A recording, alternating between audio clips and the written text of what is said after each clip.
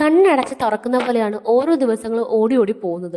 June 19 ആയെന്ന് പോലും വിശ്വസിക്കാൻ വയ്യ. ജൂൺ ആയത് മാത്രമേ ഓർമ്മയുണ്ടായിരുന്നുള്ളൂ. ഇന്ന് 19 തീയതിയാണ്.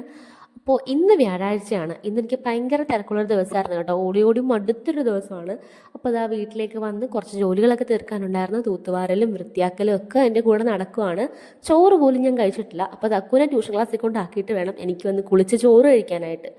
ഞങ്ങൾ ഈ വീട്ടിൽ താമസമായിട്ടുണ്ടല്ലോ ഒരു 5-6 മാസമേ ആയിട്ടുള്ളൂ. അതിന് മുമ്പ് വരെ ഒരു 5 വർഷമായിട്ട് ഞങ്ങളൊരു ഷെഡിലായിട്ടായിരുന്നു താമസിക്കുന്നത്. കിടക്കുന്നതും കഴിക്കുന്നതും ഇരിക്കുന്നതും കുളിക്കുന്നതും എല്ലാം ഒരു സ്ഥലത്തായിരുന്നു. ഭയങ്കരമായിട്ട് ബുദ്ധിമുട്ടിയിട്ടുണ്ട്. അതൊക്കെ കഴിഞ്ഞിട്ടാണ് ഈ വീട്ടിലോട്ട് വരുന്നത്. അപ്പോൾ ആ ഷെഡിലായിരുന്ന സമയത്ത് ഇങ്ങനെ ആലോചിക്കുമായിരുന്നേ, എപ്പോഴായിരിക്കും ഞങ്ങളുടെ വീടിൻ്റെ പണി തീരുന്നത്, എപ്പോഴായിരിക്കും സമാധാനമായിട്ടൊന്നും ഇരിക്കാൻ പറ്റുന്നത്. അങ്ങനെ ഞങ്ങളുടെ വീട്ടിൽ വന്നപ്പോൾ ഇപ്പോൾ ജോലിയെന്ന് വെച്ചാൽ പഴയതിനേക്കാളും ഇരട്ടി ജോലിയുമാണ്. അതിൽ സന്തോഷമുള്ളൂ കേട്ടോ.